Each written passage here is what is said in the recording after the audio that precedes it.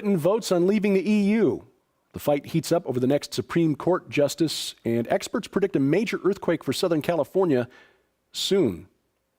This is SkyWatch TV for February 22nd, 2016. I'm Derek Gilbert. First, at least 140 people dead in bomb attacks in Syria on Sunday. 2 car bombs in the central Syrian city of Homs killed 53, wounded more than 100.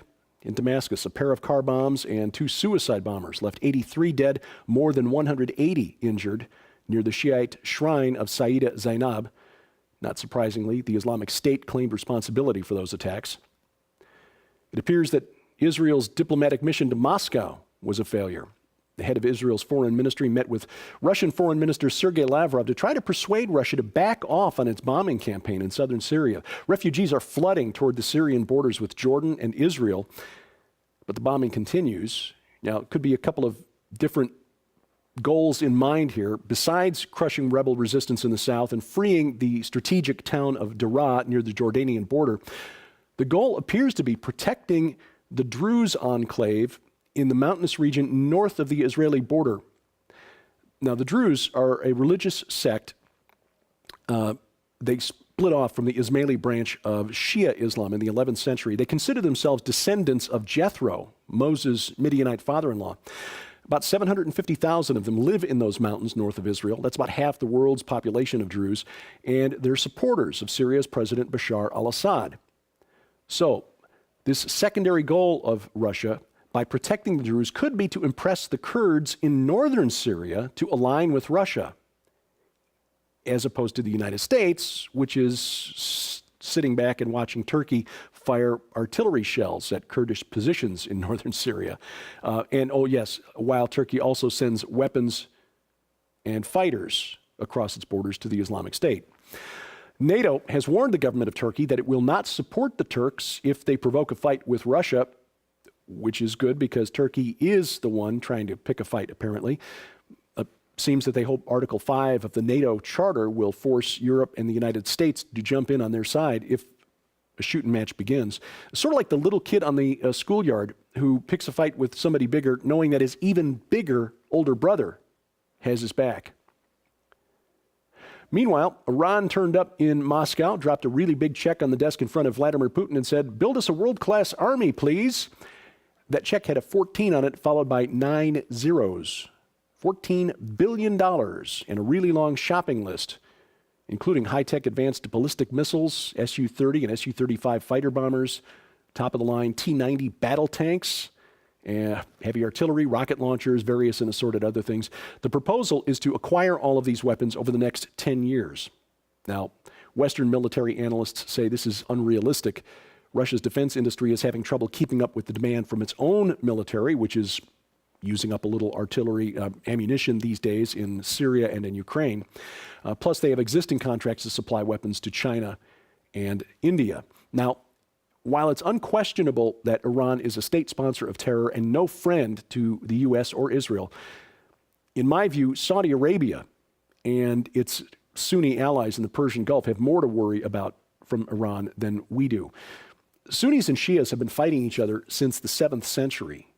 Their feud turned violent within 25 years of Muhammad's death, 657 AD. You can look that up. Christians didn't join in the fun until almost 450 years later. First Crusade didn't start until 1096, and that was after Muslims conquered all of the Christian kingdoms in the Middle East, North Africa, and some of them in southern Europe. So the real prize for Iran, not Jerusalem, at least not in the short term. Makes good PR, but they would really want to get their hands on Mecca and Medina for the prestige that would bring them in the Islamic world. Shias are a minority among Islam, about 15%. But if they could take those cities and, that would be a coup.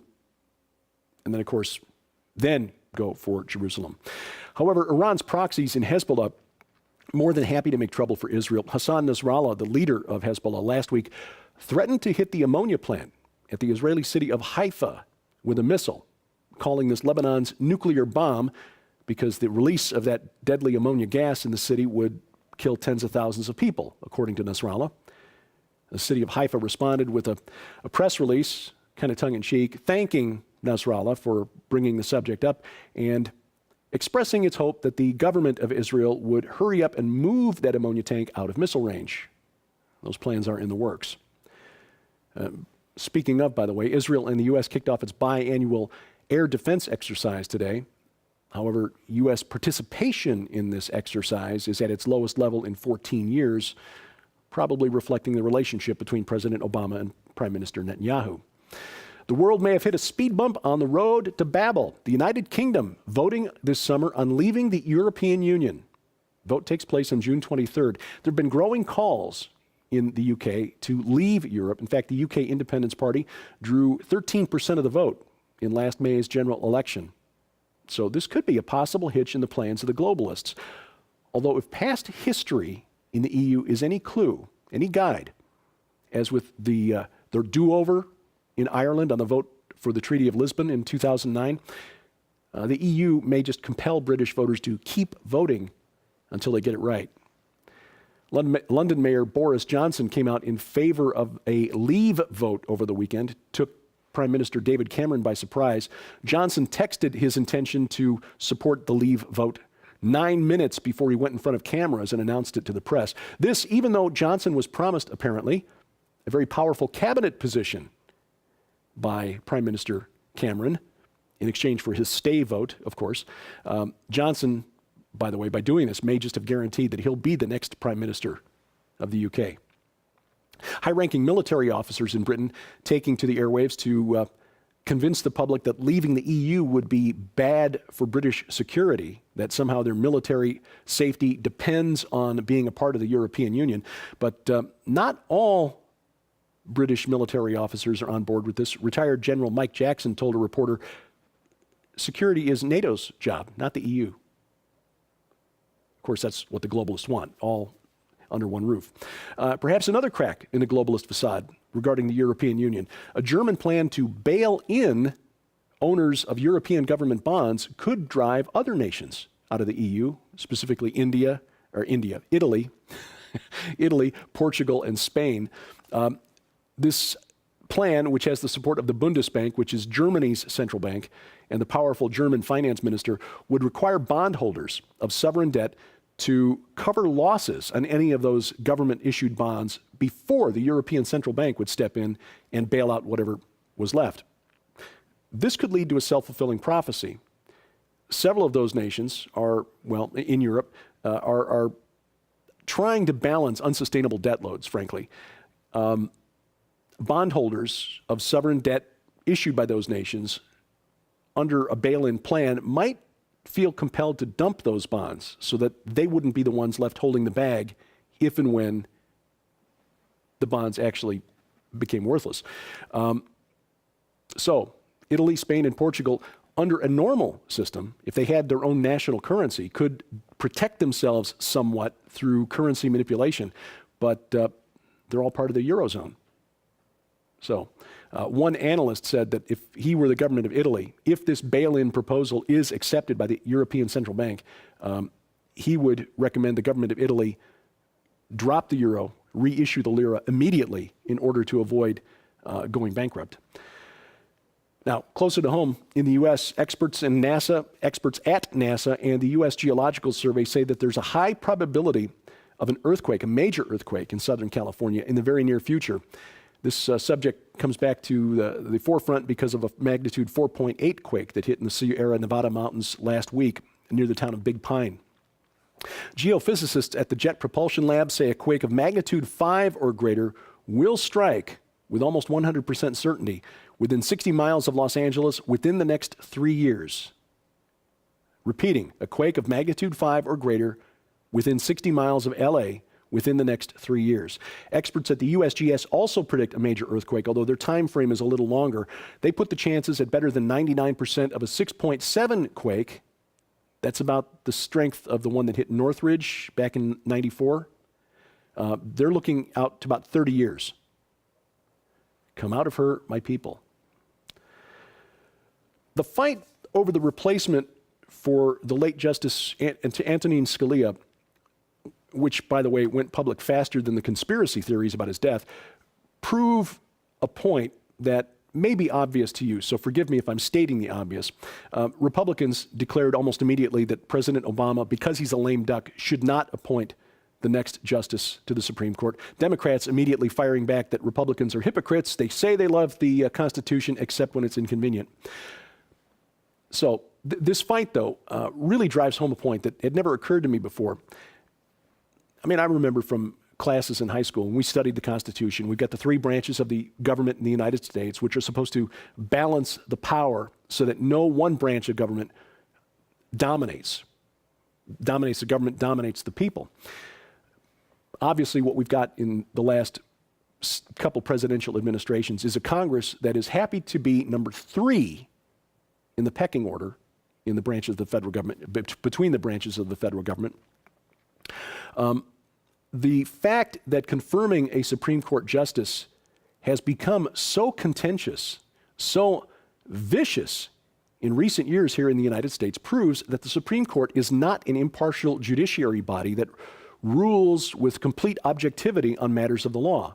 It is, in fact, a political body, a legislative body, and the most powerful legislative body in the United States. We got over 450 elected representatives in Congress. There are 9 people on the Supreme Court. That's 1 for every 35 million Americans or thereabouts. And they're not even elected. And they serve for life or until they retire, whichever comes first. Talk about taxation without representation. So, with the presidential election coming up this November in the United States, Christians, we need to do our duty as citizens, research the issues and the candidates to the best of our ability, and make our judgments to the best of our ability in accordance with biblical principles. But we just need to remember, we're not voting Jesus into the White House, nor will the next president appoint Jesus to the Supreme Court. If this land is going to be pulled out of a spiral of moral decay, it is not going to happen in a voting booth. It will happen because you and I are sharing the hope we have in Christ Jesus with our family members, our friends, and our colleagues. If we make enough disciples in this land, then it won't matter who sits on the Supreme Court or who sits in the Oval Office. Conversely, if we don't, the moral decay continues. There's nothing we can do at the ballot box that will turn it around. In fact, the only government that can keep order when people have completely rejected biblical standards of morality is a total dictatorship. And that, my friends, is the direction we are headed at the moment. It's a new week and a new program on SkyWatchTV. Reverend Dr. Robert Bennett joins us for another discussion of his excellent books, I Am Not Afraid and Afraid, Demonic Possession and Spiritual Warfare in America. It airs multiple times this week on different networks. Today, on the Victory Television Network at 8:30 p.m. All these times are Central Time, by the way. Tonight, 8:30 p.m. on the Victory Television Network. Tomorrow night, 6:30 p.m. and Saturday at 3:30 p.m., all on the Victory Television Network. On the Christian Television Network, tomorrow night, Tuesday, 8:30 p.m. Central Time, and Saturday night, 7:30 p.m. Central Time.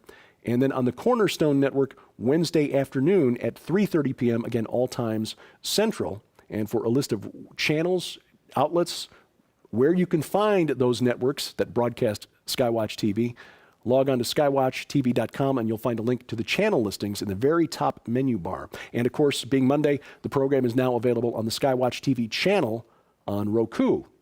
And if you have one of those set-top boxes and have not yet added SkyWatch TV's channel to your account, and you need instructions on how to do it, log on to skywatchtv.com/Roku. And of course, that time costs, so we appreciate and depend upon your financial support during the month of February while supplies last. Our gift to you for your gift of any amount is this stone look cross carved with the central message of the gospel, John 3:16. Stands 8 inches tall, makes a wonderful desk accoutrement. If you need instructions on how to donate, log on to skywatchtv.com/donate. And we are still asking for your help. The film produced by SkyWatch TV and Defender Films on the transhumanist movement, Inhuman, The Next and Final Phase of Man, is nominated for a People's Choice Award in the 37th Annual Tellies. You'll find a link to where you can rate Inhuman the movie and get a 10-minute free sample of the film, by the way, posted at the very top of the website, skywatchtv.com. And of course, your mouse clicks also help us.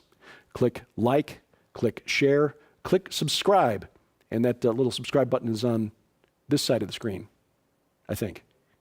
Anyway, you'll see it if you're watching this on YouTube. Do those things, and that helps spread the word. And of course, when I get motivated and post stuff to the interwebs, it's here, Twitter, Facebook, and my website. My email address, crawling across your screen right now, dgilbert@skywatchtv.com. Send me your comments, questions, and suggestions. And thank you for watching as we keep watch. I'm Derek Gilbert, and this is SkyWatch TV.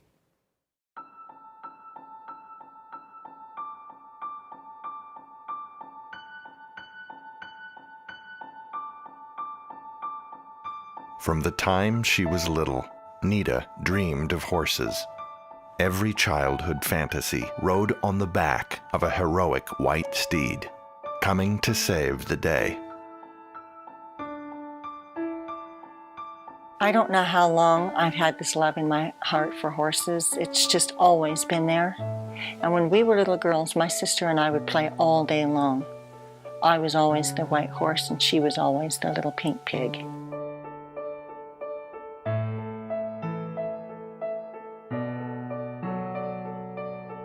Let's pretend Lightning and Rosie can fly.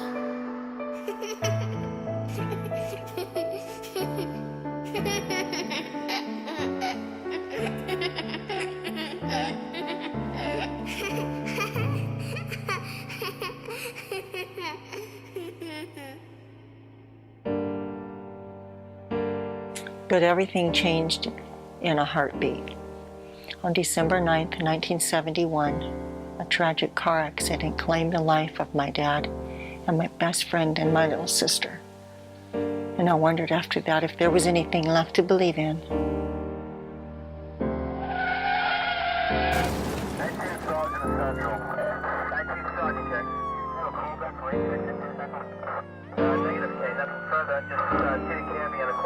Move aside, let the ambulance through. Please move aside. As a child of 13, I felt like I had lost practically everything. And I wondered, is this it? I mean, where do I go from here?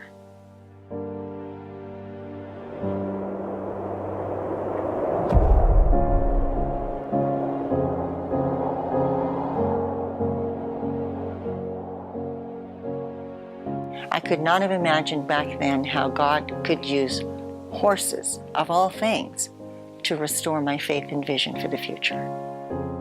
Starting April 19th, get your copy of Nita Horn's inspirational new book, No Fences, and learn for the first time her amazing story of loss, survival,